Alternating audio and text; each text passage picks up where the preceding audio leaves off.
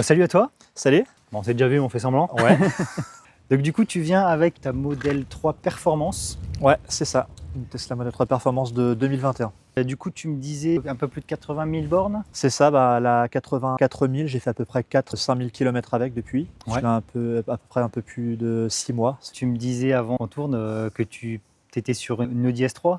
Ouais, effectivement, une Audi S3, donc c'était la deuxième génération de 2018. Je l'ai gardée à peu près 2 ans. Donc c'était une S3 8V2 donc en stage, hein. Elle avait 360 chevaux à peu près. Ouais, donc tu étais Et déjà, puis, déjà bien. c'était plutôt pas mal, c'était assez sympathique avec une belle sonorité. Bon, Ouais. là effectivement, on en a un peu moins. Ah là, ouais, c'est différent. Il y a un petit changement. J'ai fait des recherches sur en fait, le Bon Coin et puis un peu les Ouais. réseaux, voir un petit peu ce qu'il y avait de correspondant en termes de puissance et sans pour autant trop se ruiner, on va dire. Et Oui, puis aussi, ouais. j'ai vu directement en fait, ce modèle-là en performance qui fait environ 500-520 chevaux. Et tu cherchais une électrique spécialement ou tu as regardé Pas aussi du tout. thermique? Alors au départ, je ne recherchais pas du tout en électrique, je voulais repartir sur un véhicule plus ou moins classique, un peu plus grand, un SUV. Je me suis renseigné un peu sur les électriques en faisant des recherches parce que je voyais que c'était dans mes prix, en fait, dans ma broche de prix. Ouais, ça reste dans le tarif. Et en toute transparence, en moyenne, ça coûte entre 30 et 33, 34 000 euros sur une performance comme celle-ci 2021. Ouais, plutôt content. J'ai fait un essai en fait sur le secteur de Lille, en fait, au centre Tesla, Ouais. sur une dual motor en 450 chevaux. Et j'étais plutôt satisfait. L'intérieur était sobre, mais j'étais content de l'agrément de conduite, du fait même que ce soit silencieux. J'ai pas été choqué. Ouais, du coup, donc pas spécialement d'électrique et forcément, du coup, peut-être des a priori, ou est-ce que ça va me convenir? Ouais, en fait, j'ai fait l'essai. Je me suis dit, on va tenter le coup. De toute façon, enfin, ça coûte rien, ça coûte quelque chose, mais Ouais. il faut se lancer de toute façon. Et puis, par rapport aux nouvelles normes qu'il y a en ce moment, dernièrement, les voitures puissantes en thermique, ça coûte quand même quelque chose. Ouais, c'est les cartes grises, tout ça, Ouais, ça coûte très chiffre très vite. cher. J'ai eu un petit peu d'a priori au départ. C'est vrai que quand j'étais avec ma S3 sur la route, forcément, quand on a une voiture puissante, on essaie de s'amuser avec les autres. Les Tesla, généralement, sont sur la voie de droite, un peu ralenti, on va dire. Bon, c'était pas mon truc, et donc j'ai cherché quelque chose qui allait me convenir, et j'ai vu celle-ci. J'ai fait l'essai, donc en fait, c'est d'un particulier à un autre que j'ai pu l'acheter. En ayant fait l'essai, franchement, j'ai été conquis tout de suite, quoi. J'ai vraiment bien aimé la voiture, l'agrément de conduite. Il y a juste peut-être quelques aspects à revoir, ça va, quoi. Enfin, Ouais. Au niveau du coup, intérieur, au niveau des choses pas Alors, forcément très pratiques ou... de l'intérieur, il y avait la partie boisée dessus. Ouais, qui est mal J'ai pas vieilli, trop aimé. effectivement. On le verra tout à l'heure, mais j'ai mis des inserts en fait de la même couleur que l'intérieur. Ouais, ok. Et puis sinon, c'est peut-être aussi le rayon de braquage. Pour avoir testé d'autres voitures longues comme ça, le rayon de braquage, il est quand même assez court. Ah ouais, C'est-à-dire c'est court. Ah, je pour faire pensais des qu'il demi-tours, était... ouais, ok. elle est assez compliquée pour les demi-tours. D'accord. Ouais. Ouais, c'est un peu plus embêtant. C'est les 2 seuls points noirs de la voiture que j'ai vus, mais sinon, je suis vraiment content de la voiture. C'est que c'est une belle voiture. Ça reste d'actualité finalement. Elle n'a pas vieilli plus que ça au Pas niveau de plus que ça, l'extérieur. en fait, la nouvelle version facelift, en fait, les changements qu'il y a pu avoir, c'était surtout au niveau des feux à l'avant et à l'arrière.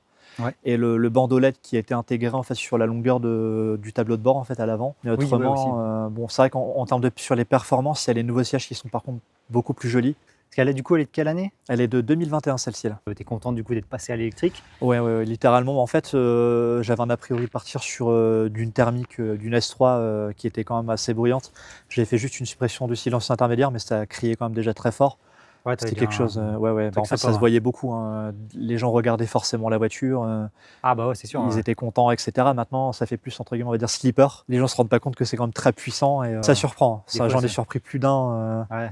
sur la route, que ce soit en lancée ou même sur une route classique. Tu es quand même impressionné sur la puissance d'accélération, hein. C'est quand même chaud. On fait un petit tour de la voiture? Allez. Je sais pas si toi tu sais ce qui change comparé à l'ancienne et la nouvelle. Alors sur la nouvelle génération par rapport à l'ancienne, ce qui va changer, ça va surtout, donc en termes de carrosserie, rien n'a changé en fait. Ouais, c'est Il y a la juste, même forme. c'est vraiment la même forme, la même chose. Il y a juste les jantes qui ont été modifiées sur la nouvelle génération. Ouais. Donc là, c'est des Uber Turbine en 20 pouces. Oh, ils sont sympas ceux-là. Elles sont très jolies, hein. Franchement, c'est ce que j'aimais pas forcément sur les véhicules électriques et qui me faisait un petit peu reculer. Ouais. C'est le fait d'avoir des jantes qui étaient pleines. On en voit souvent sur les générations d'avant. Oui. D'ailleurs, on voit là, beaucoup. Là, c'est jantes directement. C'est pas Ouais, un ça, il n'y a aéro, pas de modification, il n'y a rien de changé dessus. D'accord. Ah, ils sont vraiment. Donc, c'est des Uber Turbine en 20 pouces. Et, Donc, que sur les perfs alors. que sur les performances, elles sont vendues celles-ci en 20 pouces. Ouais. Autrement, si je ne me trompe pas, sur les autres, que les performances, ça va être du 19 ou du 18 pouces et les jantes sont souvent pleines en fait. D'accord. Ouais. Et autrement, il y a les feux qui ont été modifiés. Ouais. Okay. J'ai juste rajouté, c'était pas grand chose, mais juste un insert noir en fait ici pour la signature lumineuse qui était assez grande. Donc j'ai juste rajouté ça en fait à l'avant, j'ai mis un logo noir. Je trouvais que ça rendait un petit peu la voiture un peu plus agressive. Ouais, non, c'est pas mal, c'est sympa. Et puis autrement, c'était à l'arrière, en fait, la signature lumineuse, elle est différente. Les feux font une espèce de U, en fait. Ça fait une Ouais. espèce de U et on voit une partie de la carrosserie à l'arrière, en fait. D'accord, ok. Et celles-ci, elles sont pleines. C'est vrai qu'elles sont plus jolies à l'arrière. À l'avant, je suis quand même plus fan de celle-ci à l'avant, mais Ouais. la nouvelle génération à l'arrière est beaucoup plus jolie, je trouve, pour moi. D'accord. Et l'intérieur aussi, d'ailleurs. Après, c'est plus l'intérieur qui va jouer. Ouais, effectivement, sur les performances, en fait, ce qui va changer, ce qui va jouer, c'est les sièges. Ouais. En fait, si tu veux, à l'intérieur, tu as des sièges avec le logo performance, avec les espèces de lumière. Là, on voit une espèce d'effet halo Ah oui, ouais, qui est sur le centre. siège et ils sont plus jolis. Et tu as les sièges qui sont aussi ventilés. Ça, c'est quand même un petit plus. Ouais, donc là, ouais, c'est pas. Ouais. J'ai vu que ça pouvait s'installer sur celle-ci. Donc, Ah d'accord, tu peux le faire. c'est en c'est réflexion pour faire une espèce de modification qui n'est pas trop compliquée. Je suis quand même en réflexion pour faire le changement.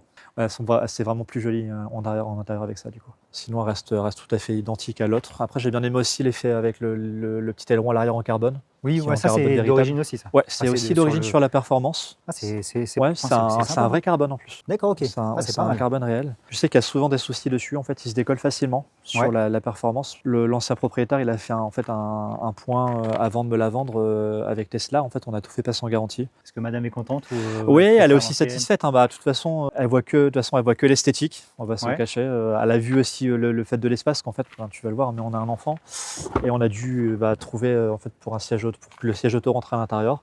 Après, il y a quand même quelques trucs sympas, c'est qu'on a chacun notre téléphone en termes de clés. Et sur notre voiture, Oui, quand ouais, on se les changeait, en fait, on devait toujours régler les sièges, dérégler, etc. Là, tout se fait automatiquement, donc c'est plutôt pas mal. On fait un petit tour? Allez. Ouais, ça marche. C'est vrai que l'intérieur, avec les petites lames enfin noires, mat. Oui, c'est une espèce de plastique mat. J'ai fait la modification, c'est ce que j'aimais pas forcément à l'intérieur de la voiture. J'ai Ouais. rajouté une part de LED aussi là sur le panneau. Je sais pas si on va le voir parce qu'en fait, il faut vraiment être à l'eau. Mais on voit, il y a une espèce de reflet de couleur rosée. Ouais, si on voit bien, c'est pas mal. Le soir, franchement, ça a un beau rendu. Et en fait, Ouais. j'ai rajouté aussi simplement c'est des LED au niveau du plancher pour qu'elles soient de la même couleur en fait. D'accord. En ok. dessous et juste en dessous de l'écran et puis derrière. Ouais, donc ça fait un style un peu comme la nouvelle. Ouais, c'est ça. Franchement, c'est aussi ce qui me manquait parce que par rapport à l'Audi, tu vois, la finition, elle était quand même manquante. Je trouve que ça a son petit effet, donc c'est plutôt pas mal. J'ai pas fait de grandes modifications. En fait, ce que je voulais faire, c'était quelque chose qui était quand même plutôt sobre. Je voulais que ça reste quand même plutôt sobre. Enfin, j'avais pas envie de faire un véhicule qui soit visible non plus comme j'avais pu faire avec mon Audi, parce que j'avais fait beaucoup de changements. Là, je voulais que ça reste quand même quelque chose de classique, mais par contre, pour le coup, bon, c'est classique, mais ça marche quand même super fort. Hein. Enfin, je suis jamais monté dans si puissant que ça. Après, là, t'as la mollet DLS Plaid, un truc pas trop cher, qui reste raisonnable. Qui soit dans les alentours de 33 000 euros, à plus de 520 chevaux, c'est quand même assez compliqué. Après, tu vois, à réfléchir, je serais peut-être parti plutôt en fait sur un modèle neuf, dans ces cas-là, en dual moteur classique à 450 chevaux. Ouais. Bon, maintenant que je l'ai, tu vois, je suis quand même content. Hein. Je vais pas le cacher. C'est quand même un beau modèle. Ouais. C'est quand même puissant. Tu vois, pour avoir testé les deux, donc le dual motor et puis en performance, tu sens une réelle différence. Ouais, tu sens que tu as quand même des chevaux en plus. Ouais, littéralement, le 0 à 100, voire même le 0 à 130, même 160 si on va sur l'autoroute allemande, hein, comme on dit. Tu sens vraiment une vraie différence. Et pour avoir un comparatif avec une thermique qui avoisinait quand même les 400 chevaux, ça n'a rien à voir. Ça manque, comme on disait, peut-être de sonorité, mais par contre, en termes de puissance, même de tenue de route, tu vois, j'étais très surpris. Ouais, ça tient quand même bien la route. Pour avoir une 4 roues motrices, ouais, c'est ça, c'est du 4 roues motrices. Et en fait, dans les menus de la voiture, tu as en fait sur la performance, et ce qui va aussi différencier des autres modèles, c'est le fait de pouvoir mettre le mode piste. Et en fait, tu peux choisir si tu mets donc 50-50 en 4 roues motrices sur la voiture, ou tu peux mettre en 100% propulsion par exemple. Ah, c'est pas mal ça. Alors, j'ai pas encore eu l'occasion de tester le mode 100% propulsion, mais je pense que ça doit être quand même très très marrant. Ça doit être super marrant à tester. Tu m'étonnes. Ça, c'est un petit défaut aussi, le petit bruit qu'on vient d'entendre. Ça, c'est quoi ça? Alors en fait, c'est l'attention assist. Ils ont fait une mise à jour que j'ai installée en mode bêta. Et à partir du moment où tu dépasses des lignes ou si tu freines pas assez tôt quand il y a un véhicule, là ça va sonner, ça va faire vibrer le volant en fait, pour te dire attention, te prends pas la voiture. Ça, tu peux pas le désactiver? Je peux le désactiver, mais le truc c'est que si je le désactive, en fait quand on est sur l'autoroute, ça fait le maintien dans la voie. Et si je retire la version bêta, j'ai plus le maintien dans la voie et j'en ai besoin parce que le matin quand on va travailler, on est fatigué, donc je la laisse conduire un peu toute seule. Tu m'étonnes, ouais, c'est normal. Et pourquoi tu me disais tu serais, à y réfléchir, tu serais peut-être plus parti sur une dual motor Alors, la nouvelle plutôt que... c'est par question peut-être de rythme de vie, dans le sens, c'est pratique d'avoir plus de chevaux. Effectivement, franchement, pour le coup, ça n'a rien à voir par rapport à la version juste en dessous. Ouais. Par contre, quand tu fais des longs trajets, effectivement, y réfléchir, c'est peut-être plus intéressant d'avoir un peu moins de chevaux qui suffiront largement, clairement, pour t'insérer, pour dépasser. Ouais. Avoir un petit peu moins de chevaux et puis de pouvoir se dire que tu puisses t'arrêter moins souvent, on va dire. Même si pour le coup, là, comme on en parlait tout à l'heure, avec la possibilité de choisir les charges, à quel moment on peut s'arrêter, à combien de pourcents on veut arriver justement à destination, c'est très très bien fait, pour le coup. C'est ce qui m'a aussi fait partir chez Tesla que chez une autre gamme comme MG par exemple. J'ai beaucoup aimé aussi la MG4 Performance. Oui, la X-Power en fait, X-Power, qui s'appelle. pas mal, Elle est très très jolie, et ça marche aussi très bien pour l'avoir essayé. Ça manquait effectivement d'infodivertissement et de possibilité de te guider. C'est vrai que de te guider intelligemment, quoi, en fait. Ça va être ce qui va changer. Le gros avantage, et moi je conseille à tous ceux qui sont pas à l'aise avec téléphonie, les applications, tout ça, c'est que je conseille aux gens de partir sur une Tesla parce que c'est pour les longues routes, c'est la simplicité. Ouais, clairement. C'est le gros avantage des Tesla, c'est que t'es pas embêté à ce niveau-là. Tu mets ton trajet, il te fait tout. T'arrives, tu branches, ça fonctionne. T'es pas embêté. C'est exactement ça. Il y a vraiment, il y a pas de prise de tête. C'est ce qui me faisait un petit peu peur aussi avant de partir, en fait, de passer le pas d'une thermique puissante à une électrique. Ouais. Bon, il y avait la notion de puissance, il y avait aussi la partie du bruit, ce qui est normal puisque là on n'a plus du tout de bruit. Ouais, c'est vrai que puis tu sors d'une voiture un peu, une voiture sportive, thermique, tu veux qu'il y ait une belle sonorité. Effectivement, ça fait même si j'étais sur un moteur de litre, ça faisait quand même un joli bruit. Et là, on part sur plus de bruit du tout. Et donc forcément, parce que je voulais par contre en contrepartie, c'est avoir une bonne sonorité au niveau de la musique. Oui, là tu dois être complet. Du coup en fait sur le modèle performance, ce qui est intéressant, c'est que du coup tu as en fait le constructeur de chez Bang & Olufsen qui ont fait les haut-parleurs ici. Ouais, ok. Donc là, je crois que tu as 14 haut-parleurs et un subwoofer dans le coffre. Je me souviens plus exactement la puissance, mais qui est largement équivalente à ce que Audi font en fait. C'est plutôt pas mal. Après, peut-être aussi la différence qui m'aura peut-être fait pencher aussi sur la nouvelle génération, c'est le fait que l'insonorisation, en fait, il y a du double vitrage sur celle-ci, uniquement sur les vitres avant et pare-brise avant. Et sur les nouvelles générations, en fait, tout est en double vitrage. D'accord. Ah oui, là c'est que il y a que vitrage avant et pare-brise, et sur les autres en fait c'est double vitrage sur l'intégralité de la voiture. D'accord. Donc c'est pas négligé. Quand tu roules à 130, bon t'as un petit effet de vent, mais je m'attendais à bien pire. Et finalement, le bruit, on n'entend pas plus que ça. Je suis pas déçu de l'insonorisation, elle est quand même très bien faite. On n'est pas forcément gêné par le bruit. C'est l'avantage d'une Tesla, c'est une consommation très faible, l'infodivertissement qui est plutôt, qui est même très bien fait. Oui. Comparé à d'autres, on peut le comparer à MG, on peut le comparer à Peugeot, Renault, ils ont un truc qui est entre guillemets sympa avec Google Automotive, mais il y a plein de marques, DS, Citroën, tout ça, où c'est pas du tout exceptionnel. Quand tu pars sur de l'électrique comme ça, même si de toute façon tu fais pas comme moi, tu vois, je suis pas un fervent de l'électrique. Je suis quand même bien dans le sens où même sans trop réfléchir, si tu veux te charger là où tu en as le besoin, comme moi je me charge au travail par exemple, je regarde pas forcément au kilowattheure, le coût, etc. Je vais brancher, je demande à 80% et la recharge jusqu'à 80% pour faire attention à la batterie. Autrement, j'en fais pas plus. Et je vais être sur du à peu près 5, je vais recharger pour 300 km, 320 km, je vais payer à peu près entre 4 et 6 euros. Ce qui est très peu, quoi. Dans tous les cas, tu seras gagnant. Oui, clairement. Peu importe le prix, entre guillemets. Tu étais plus que le gagnant sur ça. Et là, c'est que tu peux te faire plaisir avec une voiture complète et puissante, sans que ça te coûte un bras quand tu passes à la pompe. Ouais, effectivement, c'est exactement ça. Puis après, pour le coup, il y a aussi, il y a un point important, comme on en parlait, et je pense que tu le sais toi-même, c'est la notion de la puissance. Je vais te montrer là sur une accélération, tu verras. On va faire ça en sécurité, bien sûr. En occasion, elle a pas beaucoup de concurrentes. Non, j'ai fait beaucoup de recherches. J'ai fait beaucoup de recherches. D'ailleurs, je suis allé aussi sur ton TikTok je t'avais déjà vu un petit peu auparavant, puis je regardais beaucoup de personnes comme toi qui parlaient que d'électrique. Ça se fait de plus en plus. Il n'y a pas beaucoup de concurrents. Non, c'est vrai qu'en occasion, parce que les BYDC, les choses comme ça, sont pas encore intéressantes en occasion. Après, tu as du BM, mais ça reste très cher. Je vais te montrer un petit peu l'accélération si tu veux. Donc, en fait, ça marche. Mode sport, je vais ralentir un petit peu. On est à 30. Putain, ouais. C'est impressionnant. Putain, ça m'a même fait comme dans les attractions. Là. Ouais, ça te coupe un peu le souffle, c'est surprenant. Après, encore aussi impressionnant, c'est le 0 à 100 est très très fou. On va pas se cacher. Le 0 à 100 est monstrueux.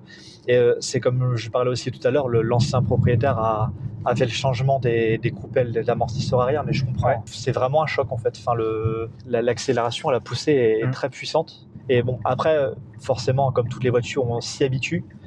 Bon, ça fait un peu plus de 6 mois que j'ai la voiture, je ne m'y suis pas encore habitué. C'est vrai. Mais ça ne saurait tarder, pour ça. Je me prépare. Oh putain, ouais. C'est vraiment fou. Tu vois, et, ouais, ça met quand même un choc. Et tu vois, tu as quand même de la reprise, même. Même lancé. Même lancé, tu as quand même une belle reprise enfin, pour aller jusqu'à 130 facile, voire un petit peu plus. Du 0 à 130, franchement, c'est compliqué de trouver, comme on disait, quelque chose qui soit comparable par rapport au rapport qualité-prix-puissance. T'as rien. Je pense que tu peux pas trouver mieux. C'est impossible. Hein. Ouais, ça surprend toujours sur la route, hein, pour le coup. C'est vrai que ceux qui connaissent pas trop les Tesla ou les voitures électriques, tu sors de péage, tu vois une Tesla, le mec qui s'y connaît pas, il peut pas dire c'est une perf, c'est ça, moteur ou une standard. Littéralement, surtout qu'il y en a beaucoup qui font les modifications de la performance sur les modèles 3 classiques en mettant les jantes turbine que j'ai en 18 ou 19 pouces plus l'aileron à l'arrière. Et en fait, ils vont venir décigler le dual motor avec le surligné. C'est comme ça qu'on connaît une performance normalement, c'est que c'est indiqué dual motor et surligné en rouge. Sur les nouvelles, c'est un petit logo, non? Ouais, effectivement, sur les nouvelles, c'est un logo performance, c'est une espèce d'effet halo là, comme si on était dans la galaxie. Il n'y a que comme ça qu'on peut les reconnaître, et c'est vrai que quand on me voit sur la route, on peut se dire effectivement c'est un kéké en Tesla avec un aileron en carbone, alors que ça sert absolument à rien. Bon, l'aileron sert à rien, mais par contre la puissance elle est présente, quoi. Ouais, je pense que pour te doubler au péage, il faut y aller quand même. Ouais. Effectivement. Il faut des voitures, à mon avis, à plus de 100 000 en thermique. Il faut se préparer, effectivement. Il faut vraiment se préparer parce que sur des applications, même en ayant croisé d'autres voitures, les BMW, les M2, M3, M4, c'est vraiment loin derrière. Pour l'avoir fait essayer à des copains ou même juste qu'ils soient montés dedans, ils ne pouvaient pas s'attendre à ce qu'il y ait autant de puissance dedans. En mode confort, t'as à peu près, je sais pas, on va dire 260 chevaux, je pense, 270 chevaux. Ouais, t'es déjà bien. Et c'est rectiligne, mais c'est très doux. Donc tu peux quand même la conduire tranquillement quand tu veux, et puis quand tu as vraiment envie de te faire plaisir. C'est ce qu'il y a de sympa aussi, c'est que le changement pour portir, tu appuies juste sur le véhicule, tu vas dans dynamique, confort ou sport.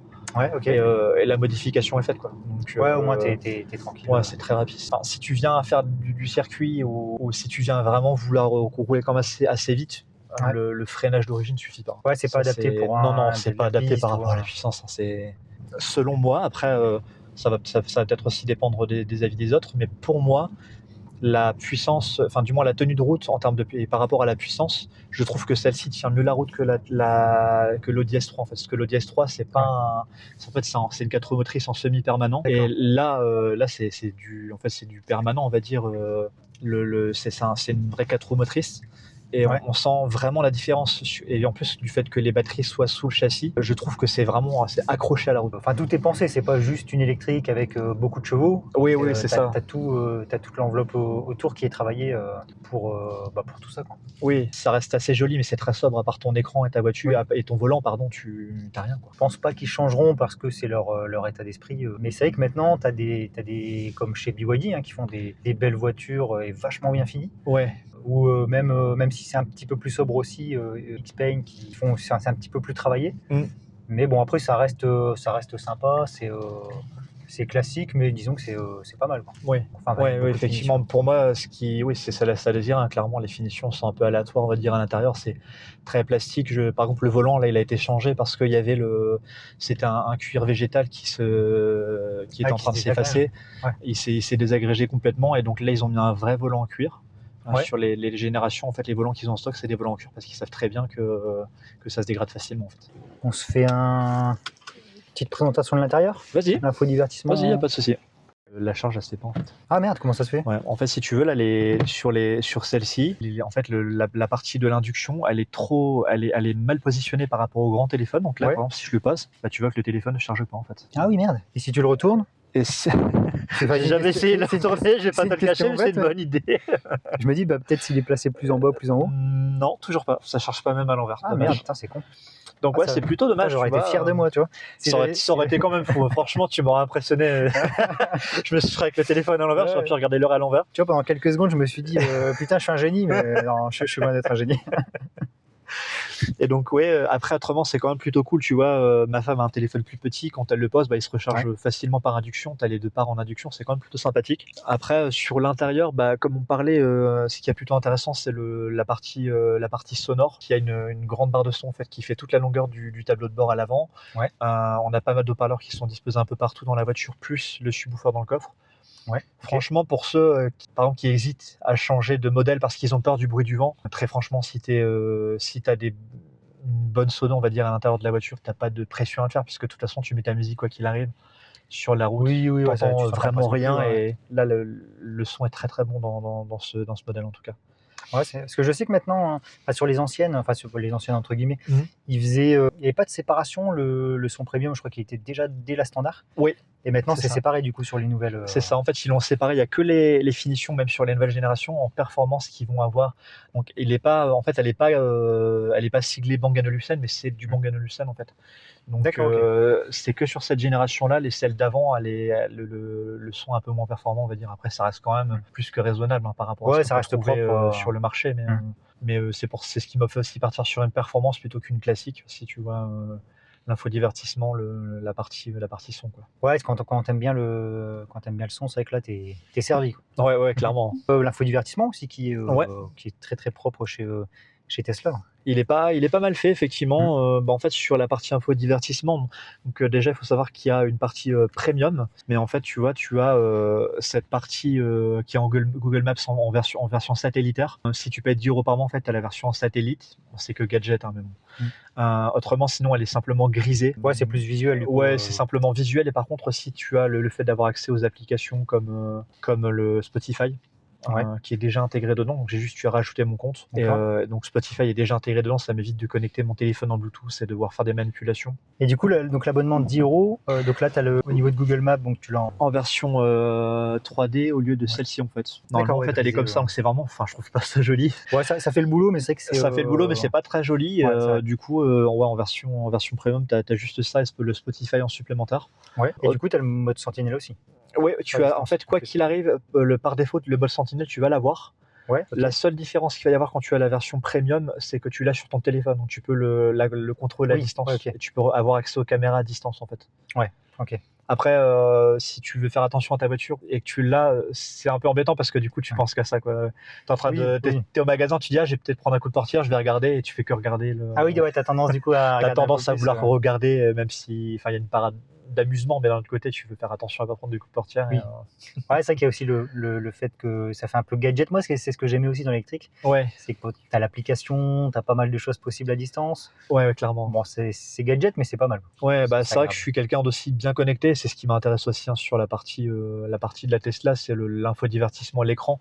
Même si franchement, je trouve que tu vois, on en fait des éloges, mais c'est quand même un peu dépassé. Tu vois, si tu viens vouloir démarrer Netflix ou regarder YouTube, c'est quand même très vite limité pour le chargement, pour le réseau, pour regarder un film.